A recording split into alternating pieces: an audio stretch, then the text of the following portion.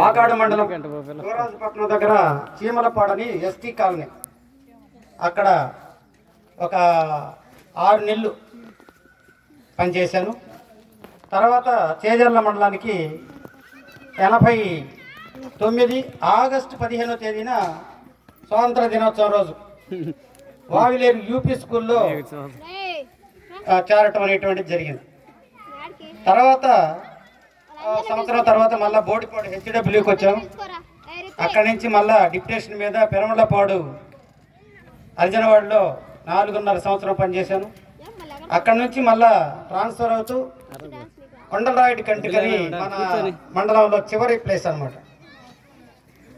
చాలా rot area, అక్కడికి పనిచేయాలంటే చాలా కష్టమైనటువంటి, రోడ్డు సౌకర్యం కూడా లేనటువంటి పరిస్థితి, సైకిల్ కూడా సరిగా పోలేదు. అలాంటి గ్రామం 3 కిలోమీటర్లు. నేను చేజర్ల నుంచి ఓబులాయిపల్లి దాకా బస్సులో పోయి అక్కడి నుంచి సైకిల్ పెట్టుకొని ఆ 3 కిలోమీటర్లు కొండలరాయుడు కంటికిలో అట్లా ఒక్కరోజు కూడా ఏ అధికారి కూడా మన దగ్గరికి రాని విధంగా అక్కడ పనిచేయటం అనేటువంటిది జరిగింది. ఎవరు కూడా ఒకవేళ ఇక్కడ రాజకీయంగా కొంచెం నా మీద కొంచెం కన్నున్నా ఎవరు కూడా, నేను ప్రతిరోజు పోయేది ఇక్కడ చేజర్లోనే చూస్తారు ఎప్పుడు పోయేది. కాబట్టి నా జోలికి ఊరు రాలా, యాంటీ అయినా కూడా. అట్లా 3 సంవత్సరాలు పనిచేశాను. తర్వాత ఈ కౌన్సిలింగ్ అనేటువంటి కొత్త పద్ధతి రావడం వల్ల ట్రాన్స్ఫర్లో నేను ఉలవపల్లికి వచ్చాను 3 సంవత్సరాల తర్వాత.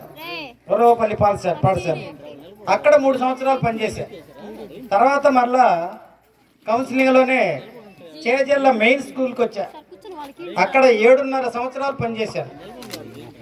తర్వాత అక్కడి నుంచి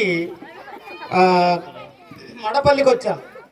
మడపల్లిలో 2nd గ్రేడ్ హెచ్ఎంగా 2 సంవత్సరాలు పనిచేశాను మెయిన్లో, మడపల్లి మెయిన్లో.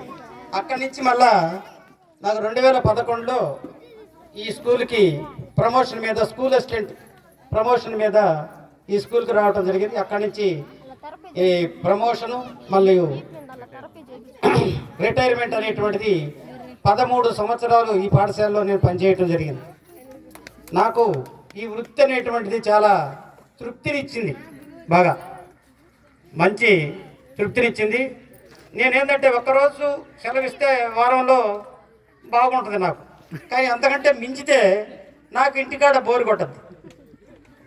నేను ఎప్పుడెప్పుడు స్కూల్కి పోదావా అనేటువంటి అనమాట, ఇంటికాడ ఉండలేను ఖాళీగా. నేను సార్ వాళ్ళందరూ చెప్పారు నా గురించి పొద్దు నుంచి. నాకేంటంటే చిన్నప్పటి నుంచి చదువుకునేటప్పటి నుంచి కూడా ఈ పంక్చువాలిటీ అనేటువంటిది ముఖ్యం. స్కూల్కి కూడా నేను ఒక అరగంటే ముందు పోతా. నేను ఎక్కడ స్కూల్కి పోయినా కూడా చదువుకునేటప్పుడు కూడా బడి మానటం అనేటువంటిది కానీ, స్కూల్కి ఎగ్గట్టడం అనేటువంటిది కానీ నేను ఎరగను. ఒకవేళ నేను కొన్ని సబ్జెక్టులో తక్కువ పడినా కూడా, తక్కువగా ఉన్నా కూడా, ఐవర్లు చూసి భయపడినా కూడా బడికి మాత్రం ఖచ్చితంగా పోయేది. వాళ్ళు ఏమన్నా చేయని బడి మాత్రం ఎగ్గొట్టేటువంటి తత్వం కాదు నాది. కాబట్టి మీరందరూ కూడా నేర్చుకోవాల్సింది ఏంటంటే, పిల్లలు బడికి చక్కరగా రావాలి. వచ్చినప్పుడు అంతో ఇంతో కొంచెం మనం నేర్చుకుంటాం. రోజు వస్తే బడికి రాకపోతే ఏమీ నేర్చుకోలేము. కాబట్టి అందరూ కూడా పిల్లలకు చెప్పేది ఏంటంటే, నేను స్కూల్కి ప్రతిరోజు రావాలి. ఏదన్నా మనకు బాగలేక, ఆరోగ్యం బాగలేకపోతే తప్ప రోజు స్కూల్కి రావటం అనేటువంటిది అలవాటు చేసుకోండి. తర్వాత టయానికి కూడా రావటం అనేటువంటిది కూడా అలవాటు చేసుకొని, తర్వాత అదే కాకుండా వచ్చిన తర్వాత మనం ఏంటంటే కొంచెం చెప్పేది, టీచర్స్ చెప్పేదాన్ని శ్రద్ధగా వినాలి. వినడం ద్వారా మనకి ఎక్కువ శాతం మనం నేర్చుకోవటం అనేటువంటిది జరగదు. తర్వాత చదవడం, తర్వాత రాయడం అనేటువంటి కార్యక్రమాలు. ఫస్ట్ వినడం, లిజనింగ్ అనేటువంటిది మొదటి స్టెప్ అది. తర్వాత క్రమశిక్షణ అనేటువంటిది కూడా అంతకంటే ముఖ్యమైనటువంటిది. పెద్దల్ని గౌరవించడం కానీ ఇలాంటివన్నీ కూడా మనం నేర్చుకోవాల్సినటువంటి అంశాలు. కాబట్టి ఇది మా నాన్న అమ్మాలు ఇప్పుడు లేరు, చనిపోయారు. ఇక్కడ చేజర్లు అనేటువంటిది నేను ఫస్ట్ మా ఊర్లో 1-2 తరగతులు మాత్రమే చదివా. 3వ తరగతి వచ్చి చేజర్లో చదివా. ఎందుకంటే మా అత్తగారు ఊరు ఈ ఊరే కాబట్టి 3వ తరగతి ఇక్కడ చేరాను, మేనత్తోళ్ళూరు. తర్వాత ఇక్కడి నుంచి మళ్ళా 4th క్లాస్ నుంచి 10th క్లాస్ వరకు ఆర్కే హై స్కూల్ చాగలకొండలో చదివాను. 10th క్లాస్ వరకు అక్కడ మా మేనమామలు ఇద్దరు ఆ స్కూల్లో పనిచేస్తున్నారు. అందువల్ల అక్కడ పోయి చదవటం అనేది జరిగింది. తర్వాత ఇంటర్మీడియట్ వచ్చి వింజమూరు జేఆర్